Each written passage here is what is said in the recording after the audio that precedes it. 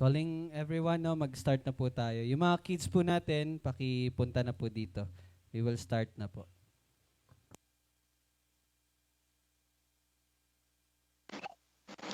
Wala pa yung mga... Hello, good morning. Good morning po.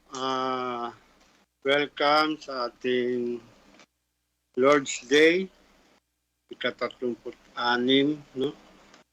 Ating pagdiriwang sa ating Lord's Day worship service ngayong September 8, 2020. Request ko po na magsitayo ang lahat.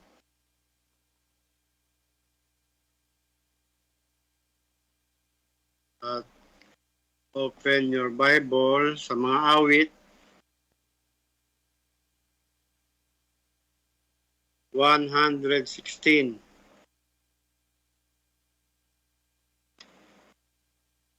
Verses 5 to 7. Mga awit 116 verses 5 to 7.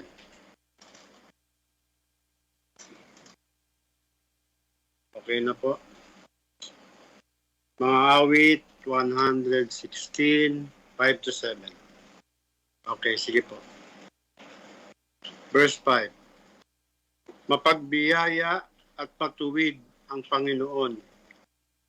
Oo, ang Diyos namin ay maawain. Iniingatan ng Panginoon ang mga taong karaniwan. Ako'y naibaba at iniligtas niya ako.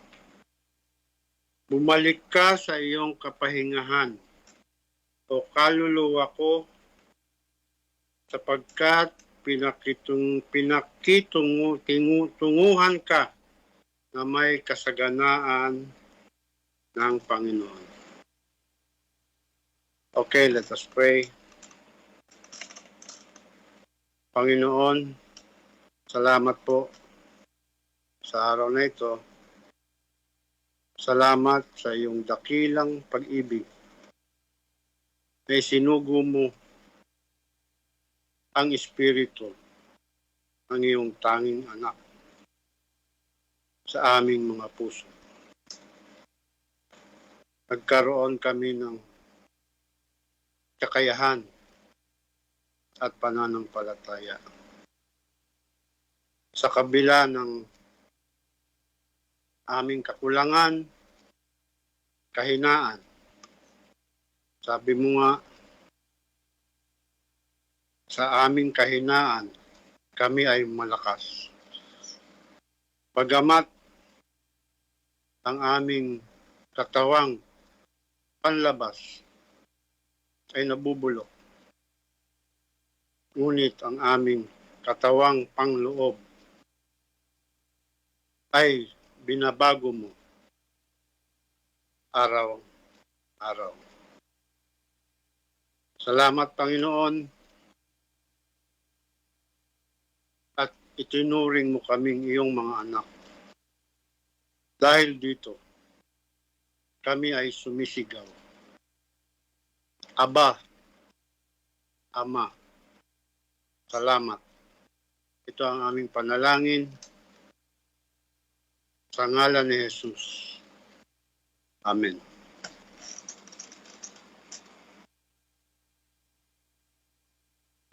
Dumako na tayo sa pagbabasa sa Lumang Tipan. Open your Bible sa Deuteronomy chapter 26. Deuteronomio chapter 26 verses 16 to 19. Deuteronomy chapter 26, 16 to 19. Sige po.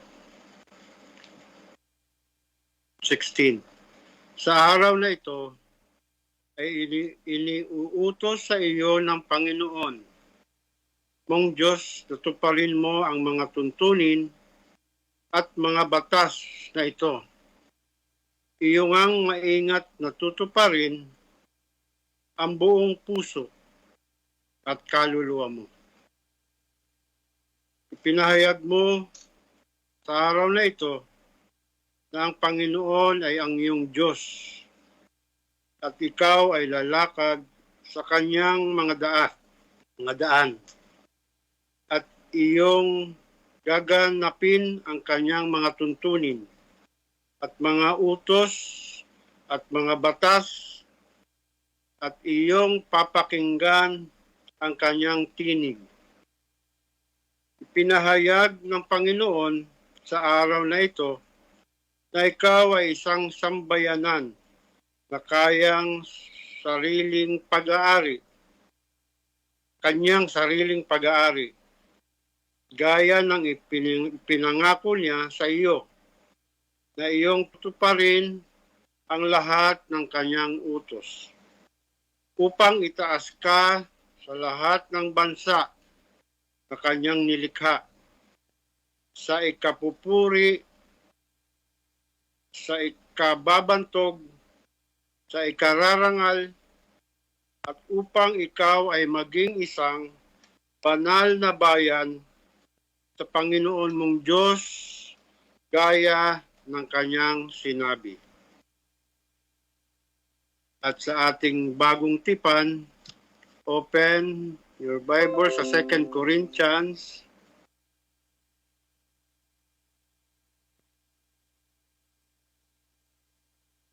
chapter 5 verses 1 to 10. 2 Corinthians chapter 5 verses 1 to 10. Okay. 1. Sapagkat nalalaman namin na kung mawasak ang aming tolda sa lupa, mayroon kaming isang gusaling mula sa Diyos, bahay na hindi gawa ng mga kamay, walang hanggan sa kalangitan. Sapagkat dito kami ay dumaraing na nasasabit mabihisan ng aming makalangit na tahanan, upang kung mabihisan na niyon ay hindi kami matagpuang hubad. Sapagkat habang kami ay nasa toldang ito, kami ay dumaraing na nabibigatan, hindi sa nais naming maging hubad, kundi nais namin kami mabihisan pa upang ang may kamatayan ay lunukin ng buhay. Ngayon, ang naghanda sa amin para sa bagay na ito ay Diyos, na nagbigay sa amin ng Espiritu bilang paunang bayad. Kaya't kami laging nagtitiwala, bagaman nalalaman namin na samantalang kami ay nasa tahanan sa katawan, kami ay malayo sa Panginoon, sapagkat kami ay lumalakad sa pamamagitan ng pananampalataya, hindi sa pamamagitan ng paningin. Kaya't kami ay nagtitiwala at nasisiyahan na mapalayo sa katawan at mapasa tahanan na kasama ng Panginoon. Kaya't maging nasa tahanan o malayo sa tahanan, ang aming mithiin ay ang bigyan siya ng kasiyahan. Last, sapagkat tayong lahat ay kailangang humarap sa hukuman ni Kristo upang bawat isa ay tumanggap ng kabayaran sa mga bagay na ginawa niya sa pamamagitan ng katawan, maging mabuti o masama. Salamat sa kanyang mga salita. At dumako na tayo sa pag-awit ng mga hymn. Magandang umaga.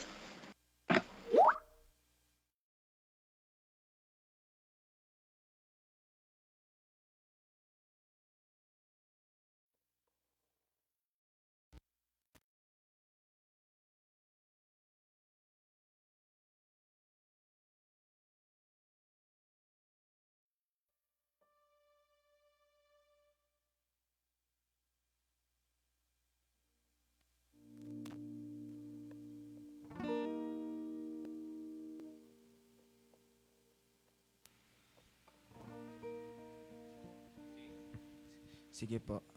Buksan po natin yung mga hymns natin sa page 38. Before the throne of God above.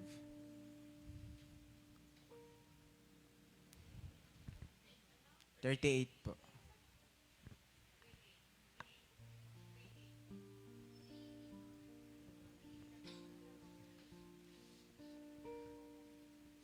Sige po, let's sing.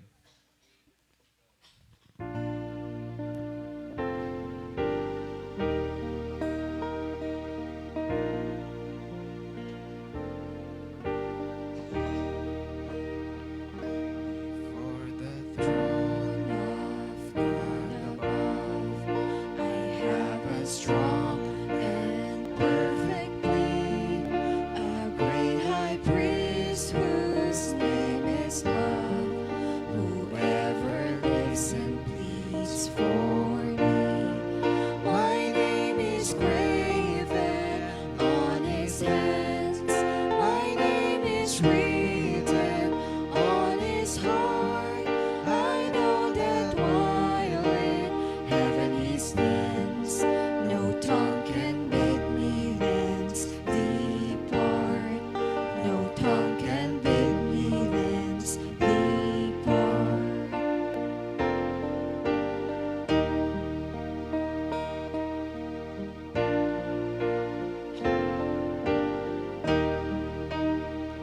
When Satan tempts me to despair and tells me of the guilt within, upward I'll look and see him there, who made an end to all my sin. Because this sinless Savior died, my sinful soul is counted free. For God the just is satisfied to look on him and pardon me. To look on him and pardon me.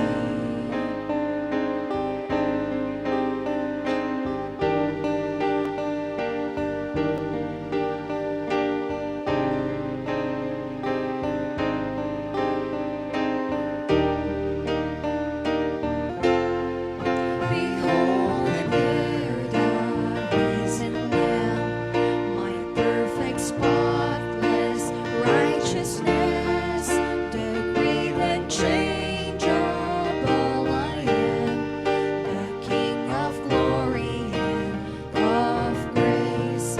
One with himself I cannot die, my soul is purchased by his blood. My life is hid with Christ on high, with Christ my Savior and my God. One with himself I cannot die, my soul is purchased by his blood. My life is hid with Christ on high, with Christ my Savior and my God. With Christ my Savior and my God. With Christ my Savior and my God.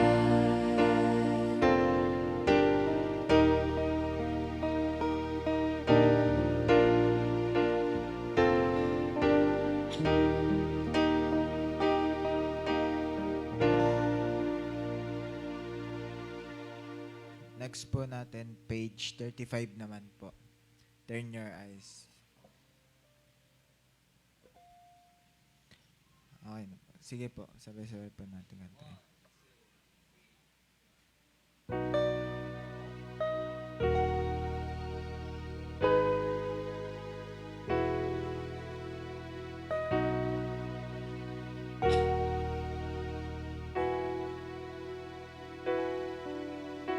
Turn your eyes upon Jesus. Look full in His wonderful face. All the things of earth will grow strangely dim in the light of His glory and grace.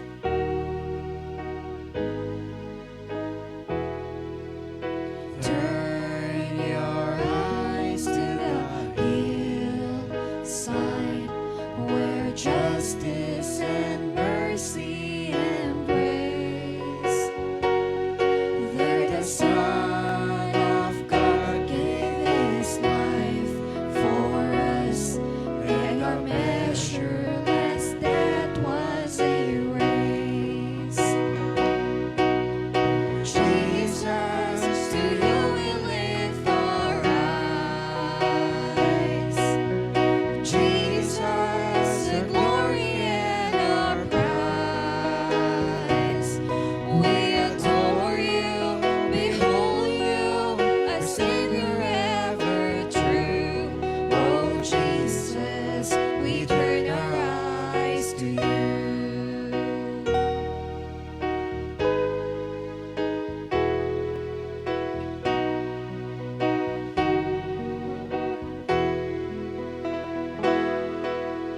Turn your eyes to the morning and see Christ the Lion awake. What a glorious dawn! Fear of death is gone, for we carry His life in our veins. Jesus, to You we lift our eyes. Jesus, the glory and our prize.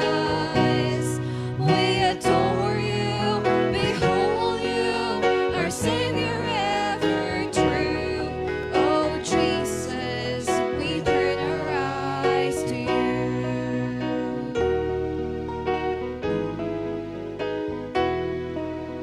Turn your eyes to the heavens. Our King will return for His own. Every knee will bow, every tongue will shout, all glory to Jesus alone. Jesus, to You we lift our eyes. Jesus, the glory and our prize. We adore You, behold You, our Savior ever true. Oh Jesus, we turn our eyes to You. Jesus, to You we lift our eyes. Jesus, the glory and our prize. We adore You, behold You, our Savior ever true. Oh Jesus, we turn our eyes to You. Oh Jesus, we turn our eyes to You.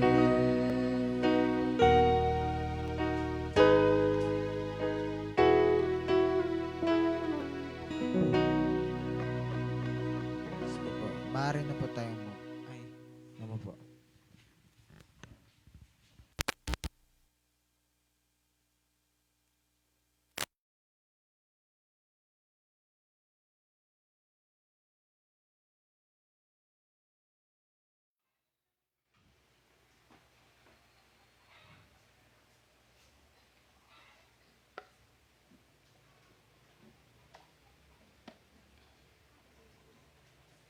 Okay?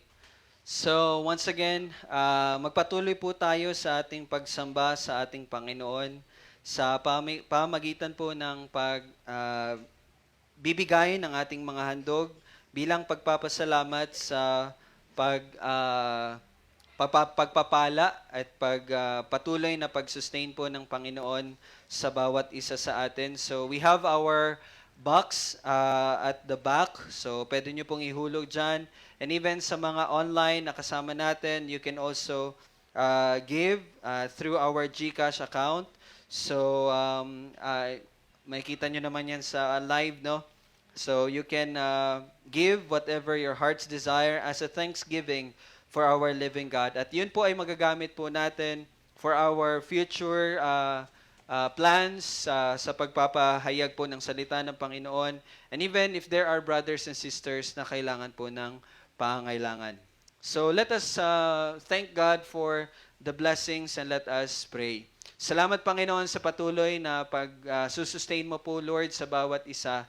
Salamat Panginoon sa kagalakan na ipinagkaloob mo, even Lord, yung contentment na meron ng bawat isa for whatever you have given to each one of us. Iba man sa amin ay marami, iba man sa amin ay kulang sa aming paningin. But indeed, Lord, it is your will and you have a purpose na ang bawat isa ay patuloy na magpasalamat. And even, Lord, continue to cultivate in us a heart that is generous to help whatever we can para po sa kapatid, lalong-lalo na po sa, hindi lamang po sa physical na pangailangan, but all the more in the spiritual needs of each one. Salamat, Panginoon, for your means of grace sa pagbibigay at patuloy na pagpapala sa bawat isa. Purihin ka, ito aming panalangin sa pangalan ni Jesus. Amen. So, good morning and happy Lord's Day po sa bawat isa. Pakigreet po yung mga katabi po ninyo. Happy Lord's Day. Kung may inaantok, halugugin nyo po ang kanyang... And even sa mga kasama natin dyan sa online, by the way, just so you know, nakikita po nila kayo. So, nasa harapan po yung mga mukha ninyo. Pero I hope na wag po dito yung focus ha. Dito po sa salita ng Panginoon. Okay? So, sana hindi po kayo ma-distract. So, by the way, sa mga kasama natin sa Skype, please behave well as well. Okay? Dahil nakikita nila kayo sa harapan. Okay? And kayo din, nakikita nila kayo. So, you must behave as well. So, alright.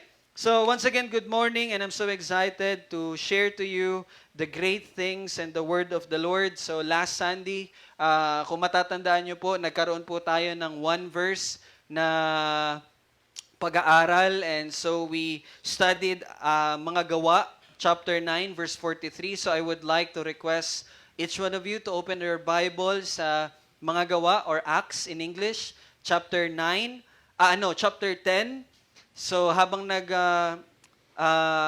hinahanap nyo po yung parte ng salita na iyon, we will read verses 1 to 6, chapter 10, verses 1 to 6. So habang naghahanap po kayo, I would like to remind you sa atin pong pag-aaral last Sunday. So, Acts 9 verse 43, doon po natin nakita yung tinatawag na sequel hook. Kung matatandaan niyo po yung sequel hook. Ito po yung mga information na ini-introduce. Bagaman ito ay isang maikli at maliit lamang na informasyon, pero yun ay nagbibigay ng daan para sa further development po ng story. Okay? So doon natin nakita yung Joppa, doon natin nakita yung kahalagahan ng pag-introduce kay Simon na isang ano yun sa Tagalog? Tagapagbalat?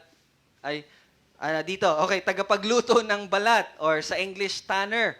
So doon natin nakita na yung pagtira ni Pedro doon sa bahay ni Simon ay isang pagtanggap niya ng pakikisalamuha sa mga tao na humahawak ng patay na or marurumi na in the Old Testament, kung mababasa natin, ay magbibigay ng dahilan upang sila ay tawaging hindi malinis. Di po ba? So, nagbasa po tayo ng mga verses patungkol po dyan. Pero makita natin dito, Pedro ay naunawaan niya na po na malinis na yon, no? Hindi na yon yung nakakapagdumi. Gaya nga ng turo ng Panginoong Yesus sa kanila na hindi ang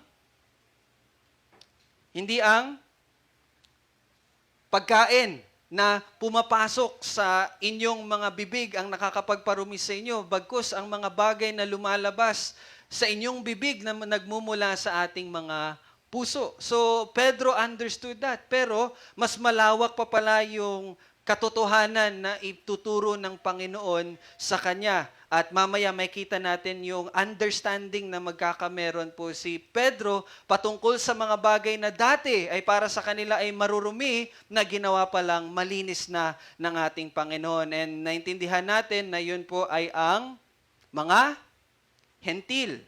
Okay, so later on, we will have a further discussion about Gentiles, about mga hentil. So, our application last Sunday is ang paghahayag at kahalagahan ng paghahayag ng Ebanghelyo ng Panginoong Hesukristo, yung magandang balita. And actually, wala po tayong ibang application. Even for this Sunday, ang atin pong application, isang paghahayag pa rin ng Ebanghelyo.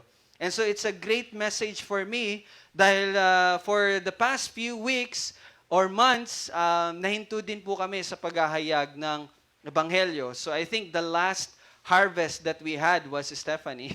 So, si Stephanie yung huling no?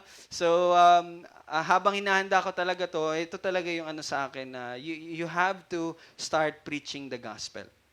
Okay, so mamaya makita natin yung kahalagahan kung bakit natin yung gagawin. So, I think you are already in Acts chapter 10, verses 1 to 6. So, I would like everyone to stand as we read the Word of God.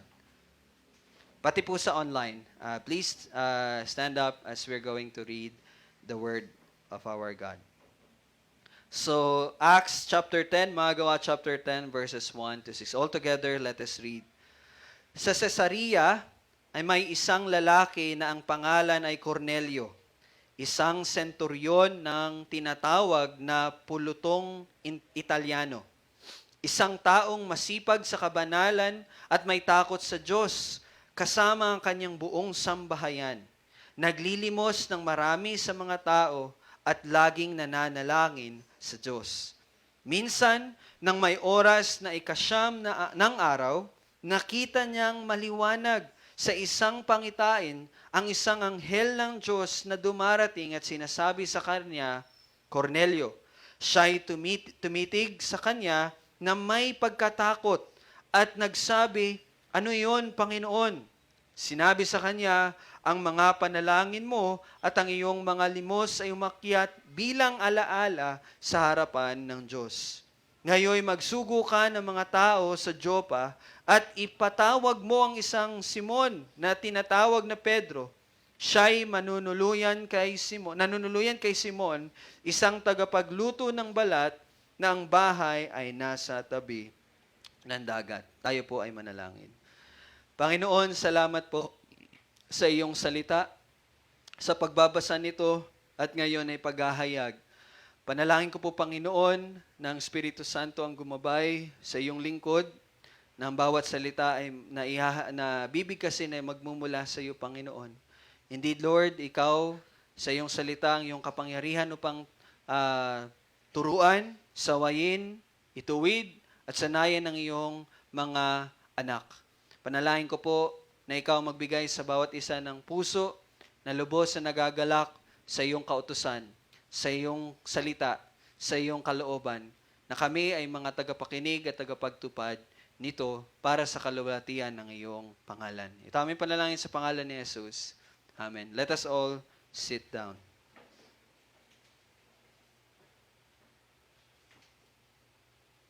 Okay. So, ito pong binasa natin is isa po sa pinakamahalagang chapter. No? Isa sa pinakamahalagang chapter para po sa bawat isa sa inyo. Para sa bawat isa sa atin.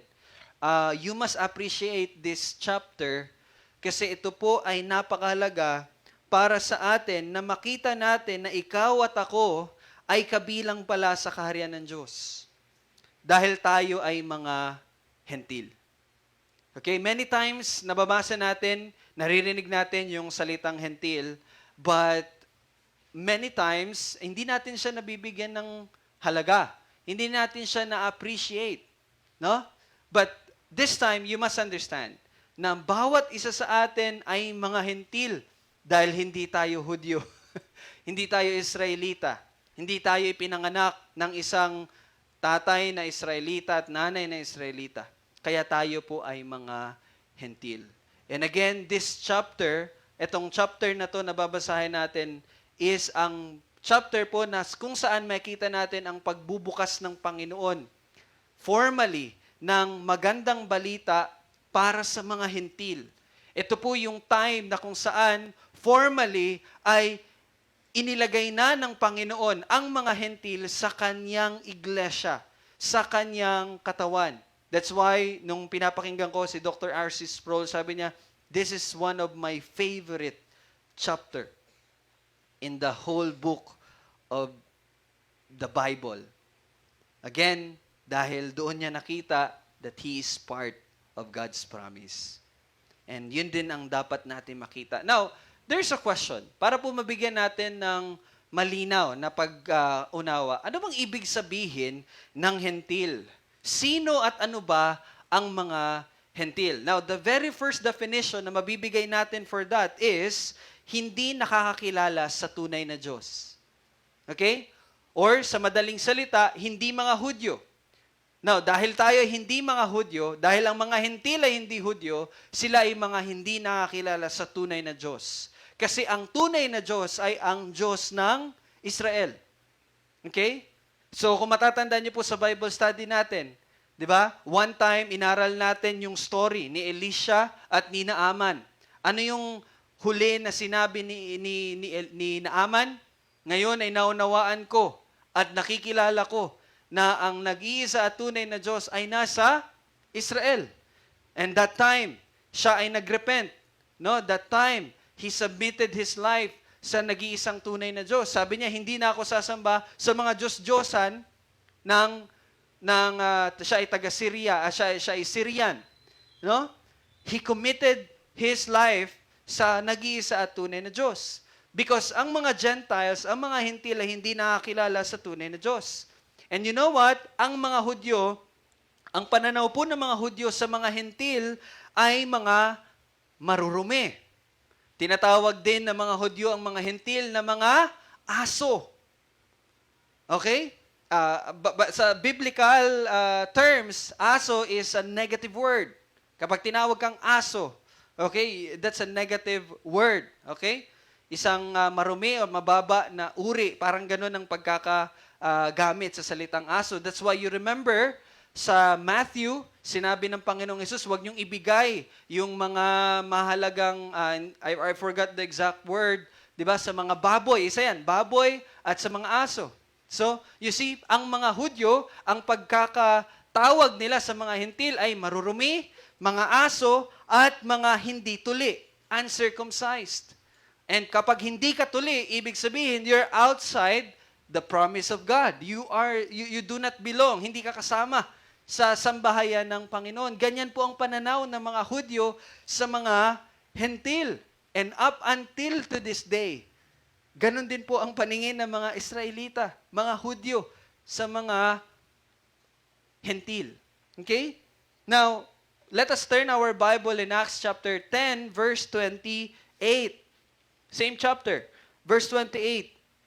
Sabi po dyan, sinabi niya sa kanila, nalalaman ninyo na hindi ipinantulot sa isang Hudyo na makisama o lumapit sa isang banyaga. Now, although banyaga man ang binanggit dito sa verse na ito, actually he's talking about Gentiles. Now, sino ba nagsabi nitong verse 28? Si Pedro. No? So si Pedro ay nagsisimula na magsalita patungkol sa salita ng Diyos. At sinabi ni Pedro kay Cornelio, na nabasa natin kanina, sinabi niya, nalalaman ninyo na hindi ipinahintulot na sa isang Hudyo na makisama o lumapit sa isang banyaga or hentil. Ganun po ang pananaw ng mga Hudyo. Even the Gentiles, alam po nila yon na ang mga Hudyo ay hindi nakikisalamuha sa mga hentil. And we will focus on that next Sunday I-explain natin bakit ganon. Okay? But to give you an overview, bago yan, meron another tanong na gusto ko pong i-share sa inyo. So, we define Gentiles. Ang tanong, kailan ba or saan ba nagkaroon na or nagsimula ang pagkakabahagi ng Hudyo at Hentil? Have you ever asked yourself, natanong nyo ba sa mga sarili nyo, kailan ba nagsimula yung division ng Gentiles at ng Jews?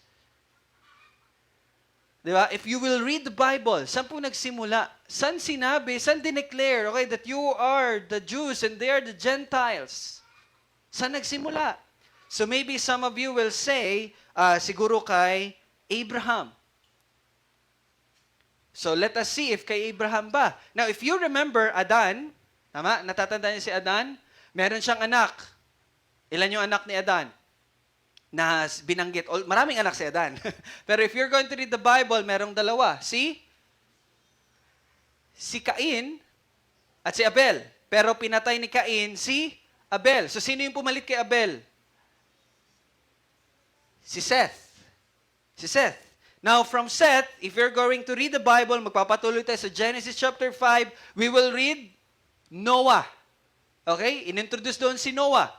And kung magpapatuloy tayo na magbasa, nagkaroon na ng great flood, namatay na lahat ng tao, naiwan yung 8 tao sa loob ng arko. That's the family of Noah. And nagpatuloy doon, mababasa natin sa chapter 11 si Abraham.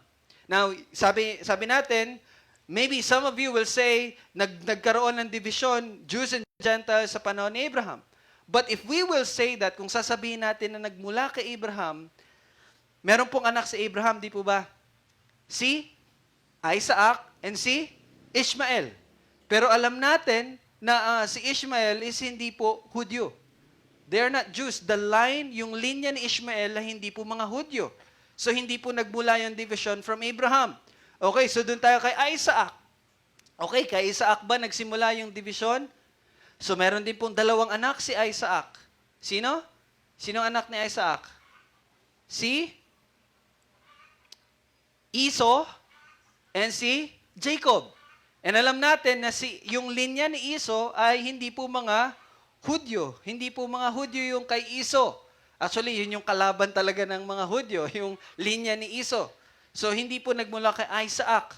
So, punta tayo kay, sino yung isang anak ni Isaac? Jacob. Sino yung mga anak ni Jacob? Memorize niyo po ba? Yung anak ni Jacob ay 12. Di ba? The 12 tribes. At actually, doon po nagsimula ang Jews and Gentiles from Jacob. And kung matatandaan niyo po, si Jacob po ay pinalitan ang kanyang pangalan na ginawang Israel. So kung mababasa natin sa Genesis 32 verse 28, wag niyo na pong tingnan, basahin ko na lang po. Sinabi niya, ang iyong pangalan na hindi natatawaging Jacob, kundi Israel, sapagkat ikaw ay nakipaglaban sa Diyos at sa mga tao at ikaw ay nagtagumpay. So this was the time na binigyan po ng bagong pangalan si Jacob and siya po ay naging Israel and doon na po nagsimula yung division ng Jews and Gentiles at doon na din po nagsimula yung mga law, doon na nagsimula yung sa Egypt, no, yung story na yon. Okay? Now, ito ay nagsimula kay Jacob, ang ama ng Israel. Now, another question. Since we already defined, nabigyan na natin ng kahulugan, anong hentil? Nabigyan na natin, na-trace na natin saan nagmula yung hentil at Hudyo. Now, ang tanong, bakit kailangan lagyan ng pagkakahati? Bakit kailangan lagyan ng pagkakabahagi? No, bakit kailangan lagyan ng label? Kayo ang Israel, kayo ang Hudyo, at sila naman ang mga hentil. Bakit? We will go deeper to that, but to give you an overview, kung titingnan po natin, if we are going to observe, ang pagkakahati po na ito ay ang dahilan bakit kinakamoyhan ng mga Hudyo ang mga hentil. Tama? That's the reason. That's one of the reason. Bakit hate na hate ng mga Hudyo ang mga hentil. At ito din po ang dahilan bakit ang mga Hudyo ay nag-iisip na sila'y ligtas dahil sa ama nila si Abraham. Now, kung matatandaan niyo po in one of our Bible study, sinabi po ni ni John the Baptist sa mga Pariseo, sa mga Hudyo. Ano sinabi ni John the Baptist in Matthew 3:9? At huwag ninyong sabihin sa inyong sarili, si Abraham ang aming ama, sapagkat sinasabi ko sa inyo na kaya ng Diyos na gumawa ng mga anak ni Abraham mula sa mga batong ito. Now, ano po yung konteksto ng binasa ko pong verse? Ito po yung time na nagbabaptize po si John the Baptist. Okay? Nagbabaptize siya for repentance of sins. And iniisip ng mga Pariseo, iniisip ng mga specifically Pariseo na sila ay ligtas dahil ama nila si Abraham. So you see, dahil doon sa division na yon, nagkaroon sila ng pride sa mga sarili nila. Na okay, we are saved dahil kami ay anak ni Abraham. Even meron silang pag-iisip na para ikaw ay maligtas, dapat ikaw ay isang Hudyo. Dapat ikaw ay isang anak ni Abraham. At dapat ikaw ay sumusunod sa mga kautusan ng Panginoon. So nagkaroon po sila ng ganyang pag-iisip. Pero, yun ba talaga ang purpose? Kasi yun ang nangyari, di po ba? Yun po ba talaga ang purpose? Excuse me. Yun po ba yun po ba talagang layunin ng Panginoon sa pagkaka-divide? Now, let us, tingnan natin from the Word of God. Sabi po sa Genesis 12:2-3, listen carefully, ako na lang po magbabasa. Ito yung sabi ng Panginoon kay Abraham. Gagawin kitang isang malaking bansa, ikaw ay aking pagpapalain, gagawin kong dakila ang iyong pangalan, at ikaw ay magiging isang pagpapala. Pagpapalain ko ang magbibigay ng pagpapala sa iyo, at susumpain ko ang mga sumusumpa sa iyo, at sa pamagitan mo ang lahat ng angkan sa lupa ay pagpapalain. So, nung binigay ng Panginoon ang pangako kay Abraham, the purpose, bakit niya pinili ang Israel bilang kanyang bayan, is actually hindi po para sila ay maging hateful towards Gentiles, but para po sila ay maging pagpapala sa lahat ng lupain. Yun po yung purpose ni God. Para sila ay maging pagpapala para sa lahat ng mga tao. Para sa mga hentil. In another verse, let us open, mga Gawa, chapter 13. Okay? Chapter 13, verse 46-47.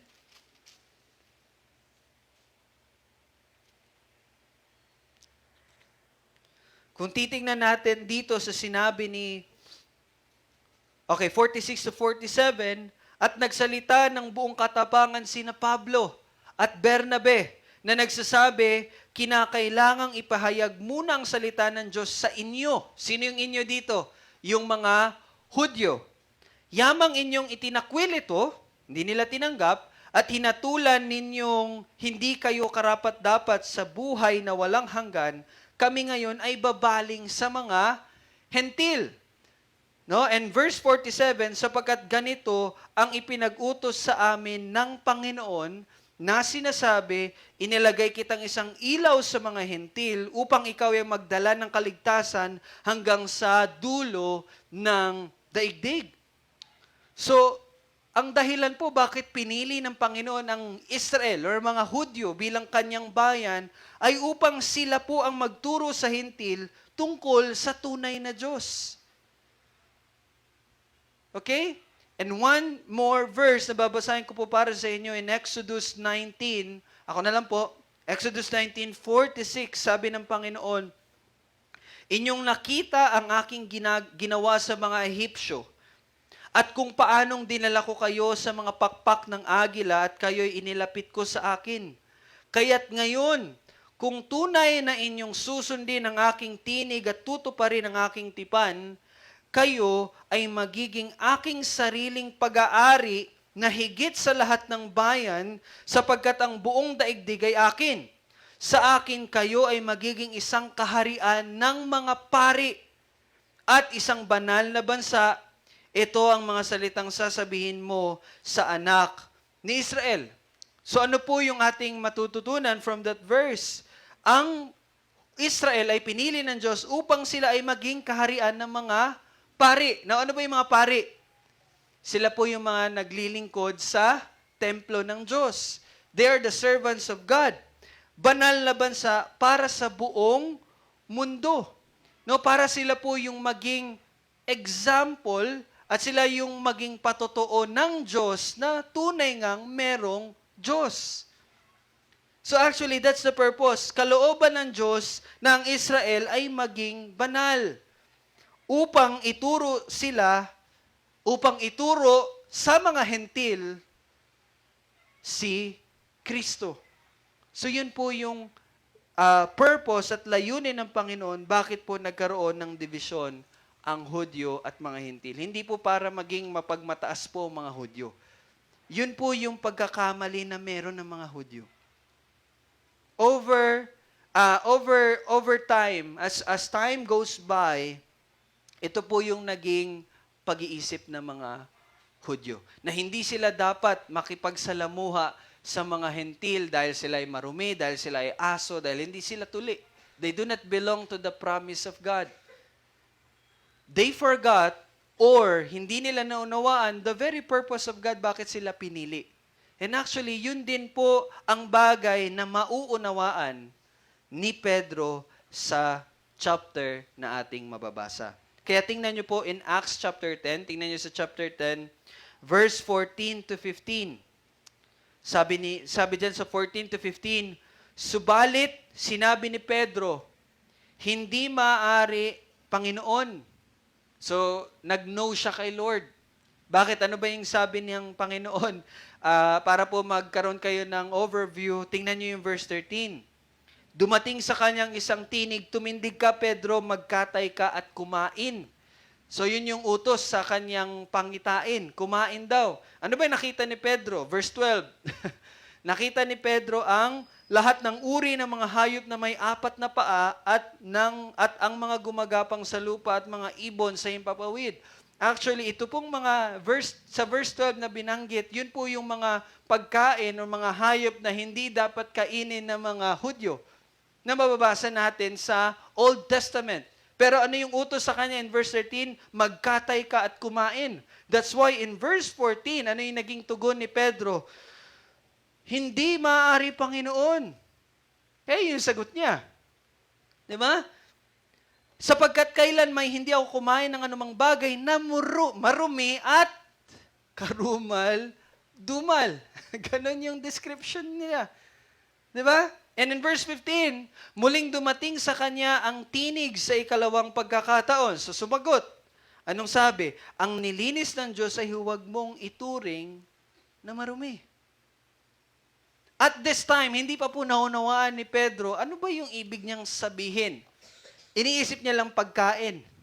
Pero kung titingnan natin, kung magpapatuloy tayo, jump tayo sa 34, verse 34 and verse 35, sabi dyan ni Pedro, sabi dyan ni Lucas pala, nagsimulang magsalita si Pedro at kanyang sinabi, tunay ngang nauunawaan ko. So this time parang nagkaroon ng understanding si Pedro na walang kinikilingan ng Diyos. At kundi sa bawat bansa, ang sino mang may takot sa Kanya at gumagawa ng matuwid ay kalugod-lugod sa Kanya. So at this point, somehow, nagiging clear na kay Pedro yung nangyari sa verse 14 and verse 15. Pero hindi pa fully niya naunawaan talaga. Mamaya may kita natin yung full revelation doon. Now, ito po yung dapat matutunan at matutunan ni Pedro sa Acts chapter 10. Ito na po ang itinakdang panahon ng Panginoon upang officially isama ang mga hentil sa iglesia. So bakit? Bakit po nasabi na itong time na ito is the official na panahon ng pagsali ng Panginoon sa mga hentil sa iglesia? Now, if you will remember in Acts chapter 2 verse 1, ano yung nangyari sa Acts chapter 2 verse 1? Chapter 2 verse 1, dun po yung araw ng Pentecostes. Acts chapter 2 verse 1, dun po unang ibinigay ang banal na espiritu sa mga mananampalataya. Okay? And in Acts chapter 8, verse 14 to 17, ano nangyari doon? Acts chapter 8, verse 14 to 17, doon po nangyari ang bibigay ng banal na espiritu sa mga Samaritans. Doon po naunawaan ni Pedro na ang Samaritans pala ay kabilang din sa pangako ng Diyos. Kasi by the way, di ba sinabi ko po sa inyo, ang mga Hudyo ay hate na hate nilang Hentil. Actually, ang mga Hudyo, hate na hate din nila ang mga Samaritans. Now, sino bang Samaritans? Sila po yung half Jews and half Gentiles. So, they hate also the Samaritans. Pero nakita ni Pedro sa Acts chapter 8 na sila pala ay kabilang din sa iglesia. Now, dito naman sa Acts chapter 10, verse 44 to verse 46. Okay, let's go to verse 44 and verse 46. Okay? Sabi dan, Acts chapter 10, verse 44, samantalang sinasabi pa ni Pedro ang mga salitang ito habang naghahayag pa po si Pedro, bumaba ang Espiritu Santo sa lahat na nakikinig ng salita. Ang mga mananampalatayang Hudyo na dumating na kasama ni Pedro ay namangha. So they were surprised sapagkat ibinuhos din maging sa mga hentil ang kaloob ng Espiritu Santo. Sapagkat narinig nilang nagsasalita ang mga ito ng mga wika at nagpupuri sa Diyos ng magkagayoy ipinahayag ni Pedro.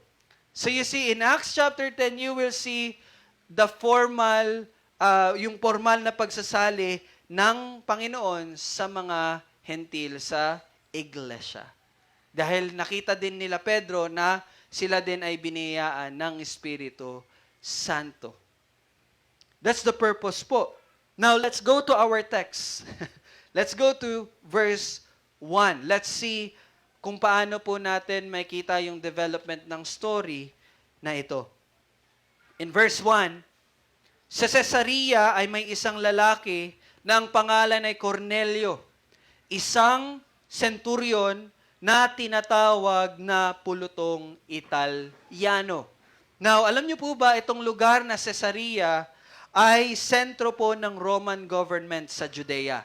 Kasi this time, ang Roman Empire po ang naghahari halos sa buong mundo. Okay? Ang Roman Empire. So, nag-station sila ng government nila doon sa Caesarea. This is the central government of the Roman Empire sa Judea. Doon po nakatira yung governor, yung nag-govern, yung nagmamanage doon sa Judea. Now, ito po si Cornelio. So, na-introduce na sa atin si Cornelio. Siya po ay isang centurion. Ano ba ibig sabihin ng centurion?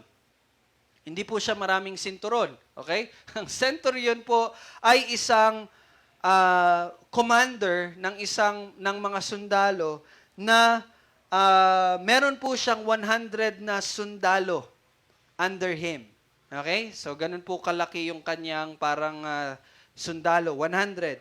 And meron pong, yung tinatawag po na pulutong, yan po ay composed ng anim na centurion. O, ibig sabihin, ang sundalo is ilan? 6 times 100, 600. So, ang isang pulutong po, na sinabi dyan sa verse 1, is composed of 600 soldiers. And si Cornelio ay isang centurion. Ibig sabihin, one of the 6 leaders na meron siyang 100 under him. 100 soldiers under him. So, siya po ay isang commander. Siya po ay isang hentil. Siya po ay isang Roman soldier. And in verse 2, another description ni Cornelio, siya ay isang taong masipag sa kabanalan at may takot sa Diyos. Kasama ang kanyang buong sambahayan, naglilimos ng marami sa mga tao at laging nananalangin sa Diyos. Now, this is very interesting, verse 2. Sabi dyan, siya po ay masipag sa kabanalan at may takot sa Diyos. Now, actually, ito pong may takot sa Diyos is hindi lang po siya paglalarawan ng isang tao. But actually, may takot sa Diyos, or in English, God-fearers is actually a group of people. Now, kung mababasa po natin sa Acts, meron pong 4 na grupo na mababasa natin. Una is Hudyo, pangalawa is Samaritans, pangatlo is mga Hentil, and pang-apat are the God-fearers. Ano mang ibig sabihin ng God-fearers? Or yung mga may takot sa Diyos? Yung God-fearers po ay yung klase ng tao na sila po ay sumasamba sa iisang Diyos ng Israel. Okay? They recognize na meron lang pong iisang Diyos. Hindi po sila, hentil po sila, pero hindi sila sumasamba sa mga Diyos-Diyosan. Sumasamba po sila sa Diyos ng Israel. Kaya lang, so nagsisimba din po sila sa sinagoga. Nagsisimba din sila. Kaya lang, hindi po sila nagsagawa ng Jewish conversion rites. Ano ba yung Jewish conversion rites? Ito po yung mga hentil na gustong maging Hudyo. At ano po yung gagawin nila? Meron po 3 steps. Unang step is paghahayag ng kanilang pananampalataya or paniniwala sa Judaism. Pangalawa is yun po yung pagbabaptismo. Pangalawa. And the last one is circumcision, pagtutuli. Kung lalaki sila, tutuloyin din po sila. Kapag ginawa nila yung 3 steps na yun, they will be considered as Jews. Hindi na sila Gentiles. Okay? And sila na po ay kabilang sa relihiyon ng Judaismo. Yun po yung tinatawag na proselytes. Tatandaan niyo po yung mga proselytes. Pero sila po, they believe in the God of Israel, kaya lang hindi nila ginawa yung Jewish conversion rites. Hindi sila nagpatuli, hindi sila nagpabaptize. But they follow the customs. So ang tawag sa kanila ay God-fearers. Ganun po si Cornelio. Okay? Now, sabi po dyan, siya po ay isang masipag sa kabanalan. And actually, the description is true. Bakit po? Sabi po dyan, siya po ay naglilimos ng marami sa mga tao at laging nananalangin sa Diyos. Actually, ito pong dalawang ito po yung dalawa sa mga bagay na nagpapakita talaga ng isang masugid na tagasunod ng Judaism.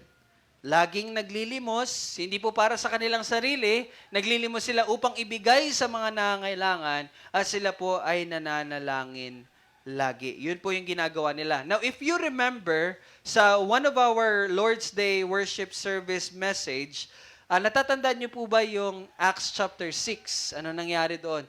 Yung time po na nagkaroon po ng konting hindi pagkakaunawaan between the, between the Palestinian Jews and the Hellenistic Jews. Tatandaan niyo po yun? Yung hindi pagkakaunawaan nila. Yung Hellenistic Jews, pag sinabi nating Hellenistic Jews, mga Hudyo sila, pero sila po ipinanganak sa ibang bansa. Hudyo sila. Pero yung language nila, yung way of living nila is somehow related sa Gentiles kasi sila po ipinanganak sa ibang bansa. Yun po yung Hellenistic Jews. At meron naman po tinatawag na pure na Jews. Pure Jews. Pure na mga Hudyo. Sila po yung ipinanganak. Sila ay Hudyo at ipinanganak din sa Israel. Okay? Di ba nagkaroon po doon ng parang konting hindi pagkakaunawaan dahil hindi na po nabigyan ng tulong yung mga Hellenistic Jews. Sa Acts chapter 6, kaya po pinili nila si Esteban, si Felipe at yung 5 pa. Okay? Doon nyo po makikita na isa po talaga sa gawain ng mga tagasunod ng Panginoon is yung tumutulong talaga sa mga nangangailangan. Okay? And if you remember, may shinare po ako sa inyo, meron pong grupo sa mga Hudyo, meron po silang grupo-grupo. At yung grupo na yon ay consists of 7 men at yung 7 taong po ngayon, kaya nga po 7 din pinili nila kasi doon po nagmula yon. Kasi may practice po mga Hudyo na may grupo ng 7 lalaki na kada lunchtime hanggang hapon, pupunta sila sa sentro at ang gagawin nila, manlilimos sila doon and pagkatapos ng kinagabihan na, yung magkakaroon na sila ng evening prayer, doon na po nila ibibigay yung mga nalimos nila sa mga nangangailangan. Kung matatandaan nyo po, sinabi ko po sa inyo, yung mga partial na needy, binibigyan nila ng 2 meals. Yung mga full-time needy naman, mga full-timers na mga nangailangan, binibigyan sila ng pagkain good for 1 week. So yun po talaga yung ginagawa nila. And that is, yun din pong ginagawa ni Cornelio. Siya po ay mabait. Siya po talaga ay tumutulong. And not only that, sabi diyan, siya din ay laging nananalangin. And actually, Cornelio is praying 3 times a day. Kasi po ang mga Hudyo, based on their tradition, meron po silang 3 oras ng pananalangin. 1 in the morning, 1 at noontime, 1 in the evening. Yung morning prayer nila, ang tawag po doon ay shacharit. Sa noon prayer nila, mincha. And the evening prayer is ma'arib. Now, bakit sila nagkaroon ng 3 time ng pananalangin? Kasi po si Abraham, nanalangin po siya sa umaga nung time po na wawasakin na po ng Panginoon ang Sodom at Gomorrah. Tandaan niyo po yon? Abraham prayed in the morning. Now, si Isaac naman, nanalangin siya sa noontime. Bakit siya nananalangin sa noontime? Kasi doon niya nakita si Rebecca. Nung nakita niya na si Rebecca, pinalangin niya, no? Akin na yan, no? Parang gano'n. Okay, bakit naman evening? Si Jacob po ay nanalangin nung kinagabihan, nung siya ay matutulog na sa isang bato. At yung lugar na yon ay yung lugar po na yon ay tinatawag na po natin sa time nila na Bethel. Doon po natulog si Jacob. And before siya nagtulog, nagpray po muna siya. That's why yung mga Hudyo, nagkaroon sila ng ganitong tradisyon, 3 times na mananalangin. Morning, noon, at evening. At ganoon din po ang ginagawa ni Cornelio. Actually, in verse 4, verse 3, may kita nyo po dyan, minsan, verse 3, nang may oras na 9 na araw. Ng araw. Ano ba yung 9 ng araw? So, kapag nakakabasa po kayo ng ganito, for example, 9 ng araw, ang gagawin nyo po, i-plus nyo lang po siya sa 6 a.m. So, 6 a.m. plus 9, 3 p.m. That's 3 p.m. 6 a.m. plus 9 hours, that's 3 p.m. Tama po ba? So, nag-pray po si Cornelio 3 p.m. At ano po yung prayer na to? This is the evening prayer. Okay? Kasi this time, dito na po nila ihahandog yung evening sacrifice. Kasi ang mga Hudyo po, meron po silang 2 beses na naghahandog sila. 1 in the morning and 1 in the evening. So, bago po sila maghandog, they will have their prayer time muna. And that is sa 9 ng araw. And Cornelio is praying actually. Although mababasa nyo sa verse 3, hindi naman sinabi na nanalangin si Cornelio. Di po ba? Pero tingnan nyo po sa verse 30 ng Acts chapter 10. Nung kinuwento na ni Cornelio kay Pedro ang nangyari sa kanya, verse 30, sabi dan, sinabi ni Cornelio, 4 na araw na ang nakaraan.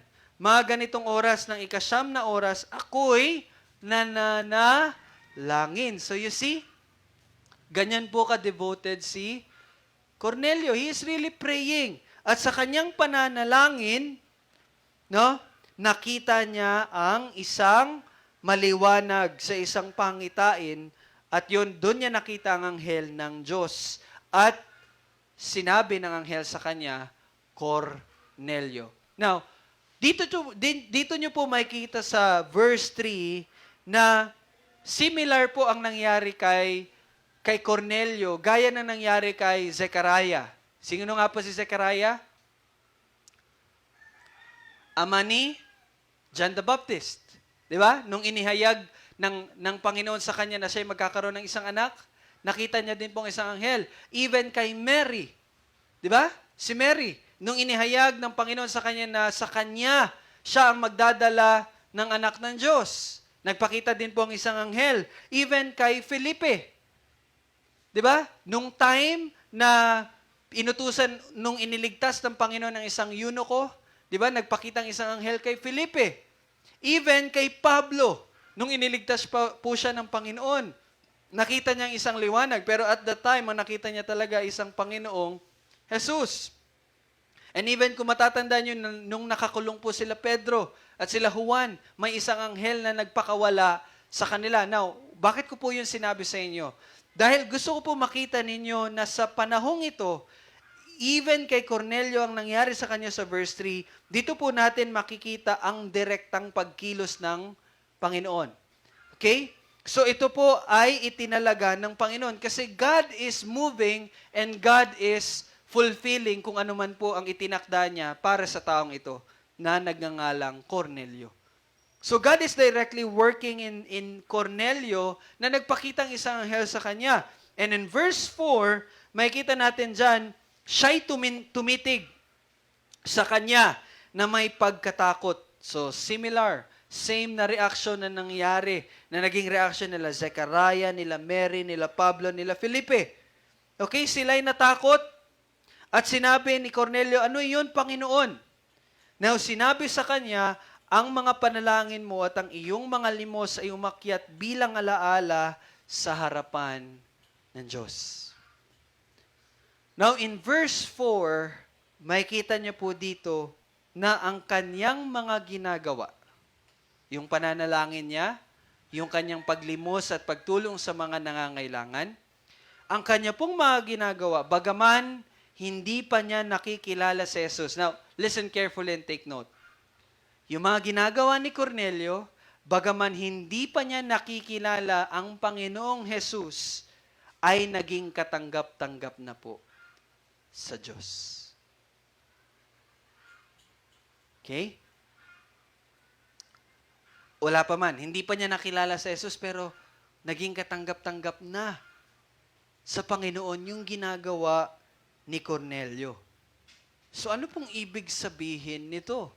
Ibig sabihin po ba na, pwede pala tayong maligtas sa pamagitan ng ating mga gawa? Kasi nga, naging katanggap-tanggap sa Panginoon yung ginagawa ni Cornelio. Di ba ba? Actually, dito po ako na verse na natagalan talaga. I think umabot ako ng 2 hours nakakatitig lang sa verse na to. Ano ibig sabihin nito? Di ba? Kasi naging katanggap-tanggap. Paano yun naging katanggap-tanggap sa Diyos? Without Christ. Di ba?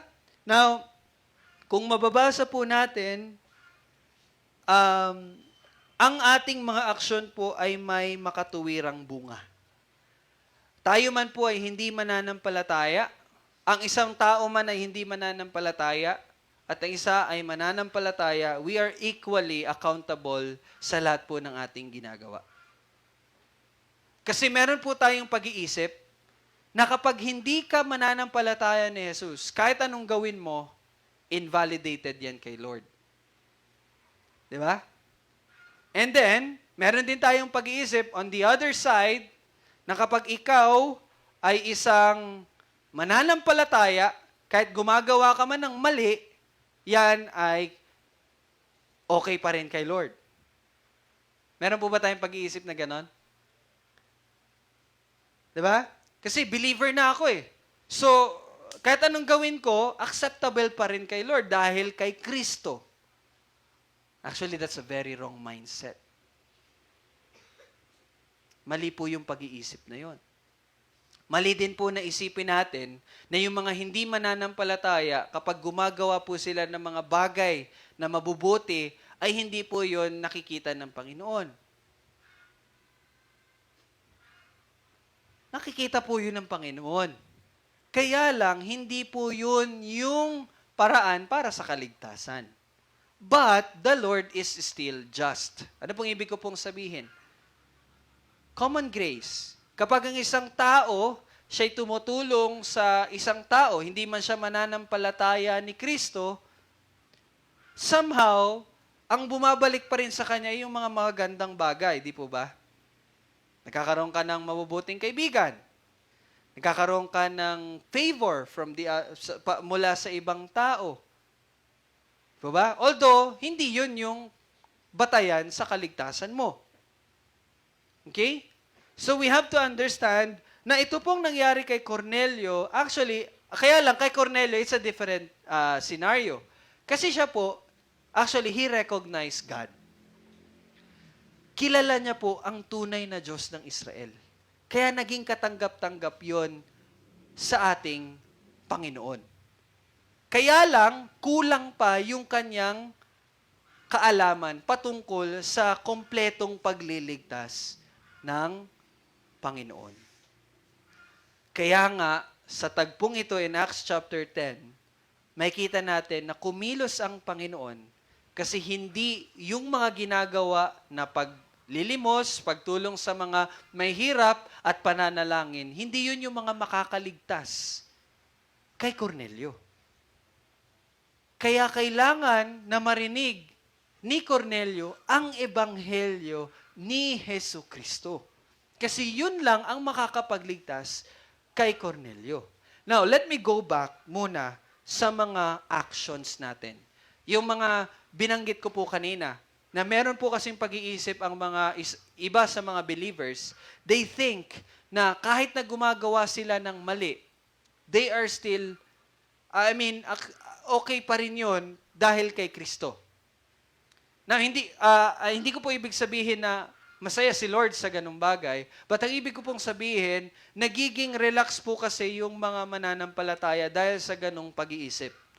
Now, you have to understand, sabi po ni Pablo sa mga sa mga taga-Korinto, sabi niya in 2 Corinthians 5:10, actually ito yung reading natin kanina, sabi niya, sapagkat tayong lahat ay kailangang humarap sa hukuman ni Kristo. Sino po kinakausap ni Pablo dito? Lahat po ng mga mananampalataya sa Korinto. Anong sinasabi niya sa mga Again, he is not talking to unbelievers, okay? He is talking to the believers. Anong sabi ni Pablo?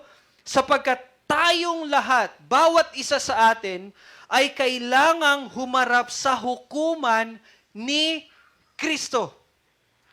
We believers will face the judgment seat of Christ. Each one of us will be judged. Believers. Upang bawat isa ay tumanggap ng kabayaran sa mga bagay na ginawa niya sa pamagitan ng katawan, maging mabuti o masama.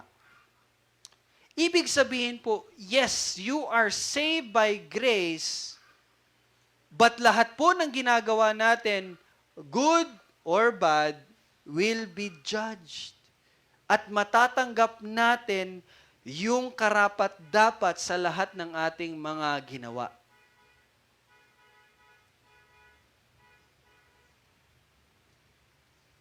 But here's the good news. Lahat po ng mga masasamang pinaggagawa natin, it will be judged. Yes. Kaya lang, bayad na.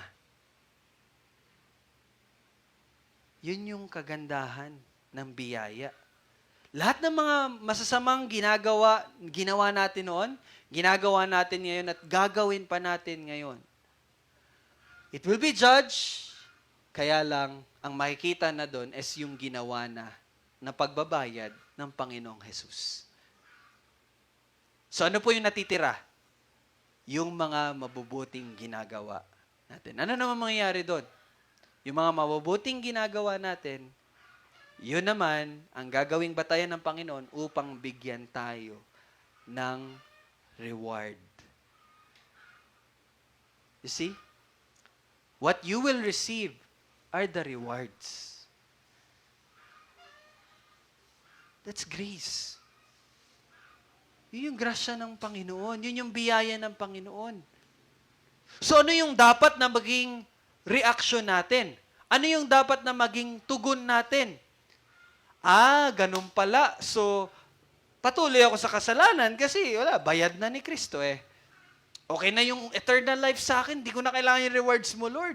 Yung eternal life is more than enough. So, patuloy ako sa party-party or mga bagay na ginagawa natin na walang kabuluhan, walang kinalaman sa karya ng Diyos. Ganun ba? Now, tingnan natin kung ano yung pag-iisip na meron si Pablo. Actually, hindi ito mula kay Pablo. Mula ito sa banal na Espiritu.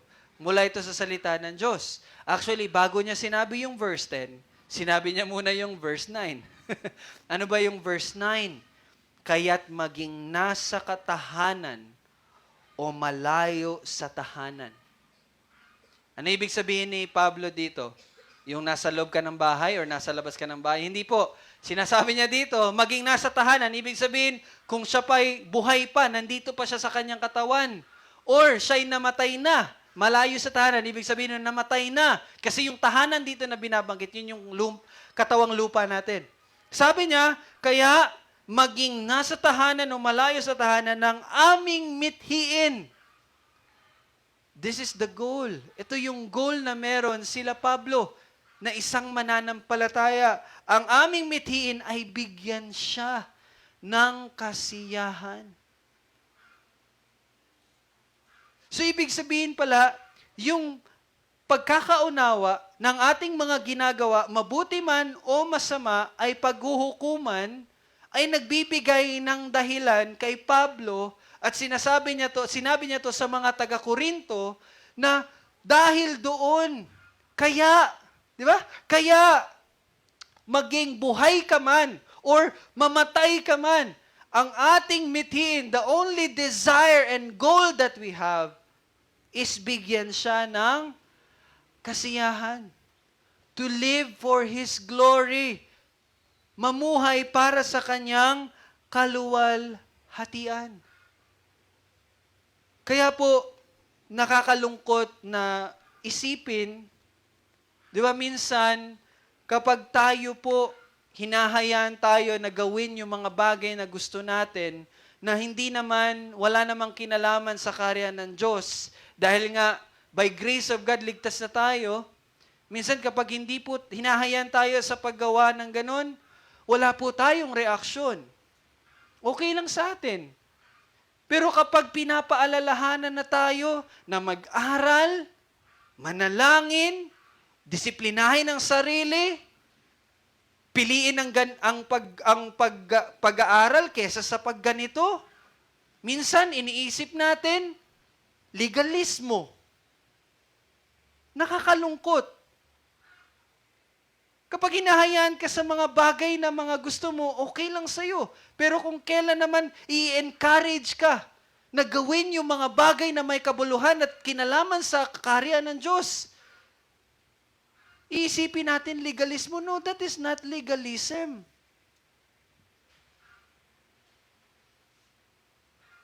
Pero if babasahin natin yung mga salita ng mga apostol na ginamit ng Panginoon, ganito po sila magsulat kung babasahin niyo po yung mga letters nila. Unang parte ng letter, yung doktrina ng pagliligtas, yung habag ng Diyos.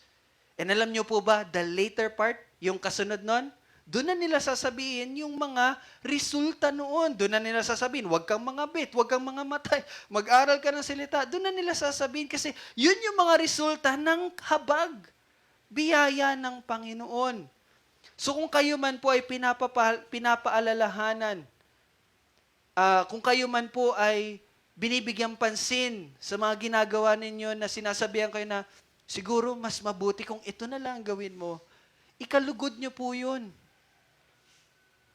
Huwag nyo pong isipin, kasi hindi po natin sinasabi na yun ay patungkol sa kaligtasan nyo. Hindi. Yun po ay patungkol sa identity na meron kayo. You are believers. You are sons and daughters of God. You are saved by God. Kaya gawin natin ito kasi ligtas na tayo. Now imagine each one of us. Imagine, hahayaan, for example, ako na lang. For example, hahayaan ko kayo sa mga bagay na gusto ninyo. Anong makikita nyo sa bawat isa? What if hahayaan ko kayo, sige, huwag kayong mag-aaral? What if i-give up ko yung daily Bible study natin?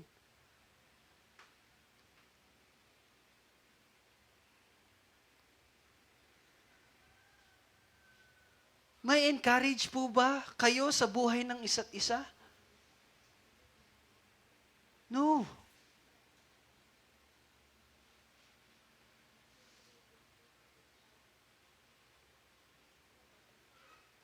Diba?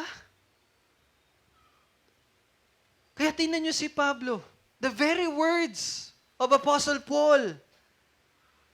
Kaya't aming mithiin ng ano? Ang bigyan ng kasiyahan ng Panginoon. Legalistic ba yun? Hindi. Yun ay bunga ng puso na binago at niligtas ng Panginoon. You will really have desires for the glory of God.